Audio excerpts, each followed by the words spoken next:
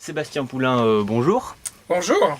Alors, vous êtes ici pour nous présenter Radio Libre, 30 ans de FM, sous-titré La parole libérée, un livre que vous avez co-dirigé avec Thierry Lefebvre, qui est paru aux éditions L'Harmattan. Alors, ma première question, on rentre directement dans le vif du sujet.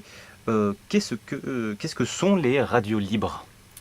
Alors oui, les radios libres, c'est vrai qu'il y a une ambiguïté dans le propos parce qu'il y a des radios qui se revendiquent de radios libres aujourd'hui, y compris des radios publiques ou des radios commerciales,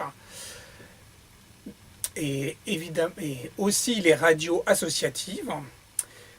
Mais là, principalement et scientifiquement, quand on parle de radio libre, c'est beaucoup les radios des années 70 et 80, c'est-à-dire les radios qui ont combattu en fait pour avoir le droit d'émettre en France, donc pour avoir une fréquence. Parce qu'avant, il y avait un monopole sur les ondes, donc il y avait quelques radios publiques, il y avait un monopole de l'État, donc les radios publiques avaient le droit d'émettre depuis la France en France. Par contre, les radios privées ne pouvaient pas émettre depuis la France, donc elles émettaient à la périphérie de la France, donc on parlait de radios périphériques. Et donc les radios libres, c'est, en tout cas dans le cadre de cet ouvrage, des radios qui émettent en France de façon illégale. Elles n'ont pas d'autorisation, donc elles émettent sporadiquement ou plus ou moins régulièrement.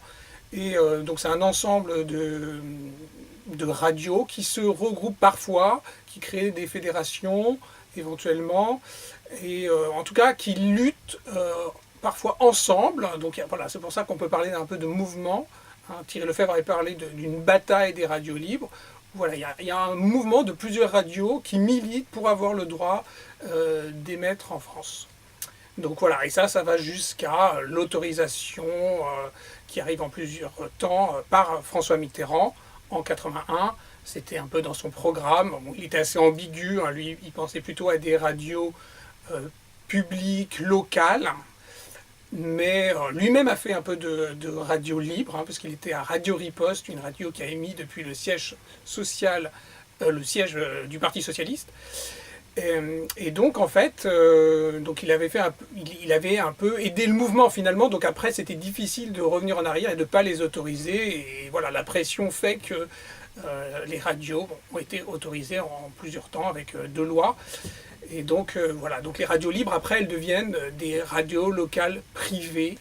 Et ensuite, voilà, il y aura les radios associatives, les radios commerciales. Il y a plusieurs catégories de radios selon le CSA. Et donc voilà, donc c'est ça, la fin des radios libres, c'est un peu l'autorisation par Mitterrand. Mais après, comme je disais tout à l'heure, il y a des radios qui se disent radios libres. Voilà, libre de quoi? Ça pose toutes sortes de questions. C'est quoi la parole libre? Et voilà, il y a plein de médias qui se disent libres. Mais en tout cas, voilà.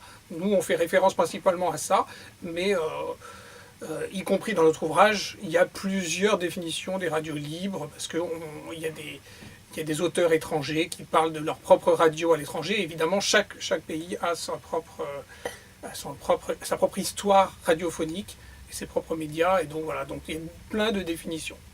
Et justement, pourquoi parler des radios libres aujourd'hui?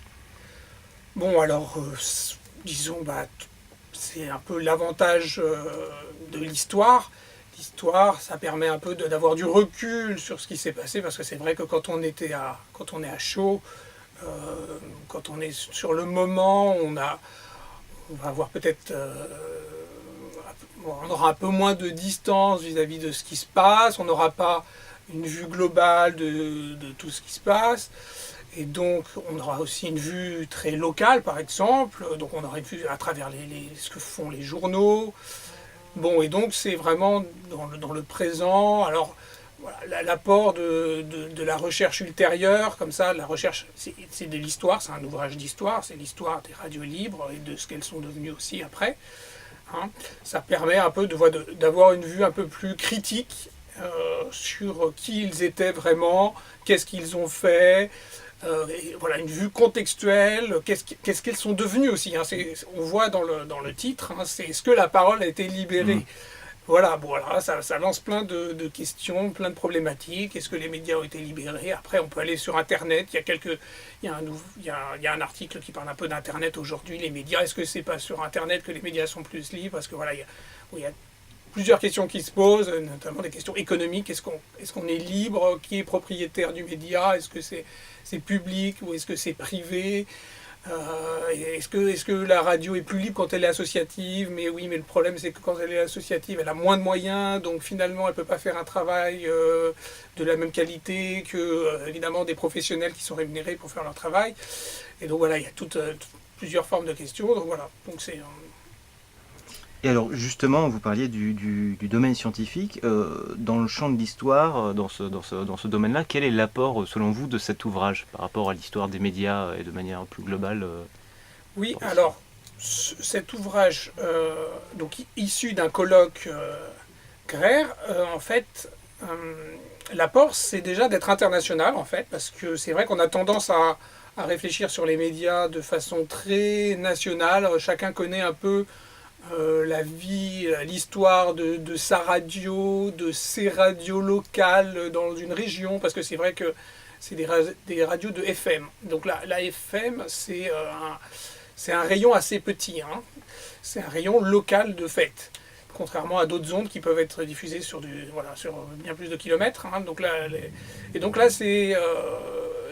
l'avantage, c'est qu'on a des historiens, des spécialistes de sciences de l'information et de la communication, qui sont issus de plusieurs pays, qui sont issus de plusieurs régions, qui ont fait des études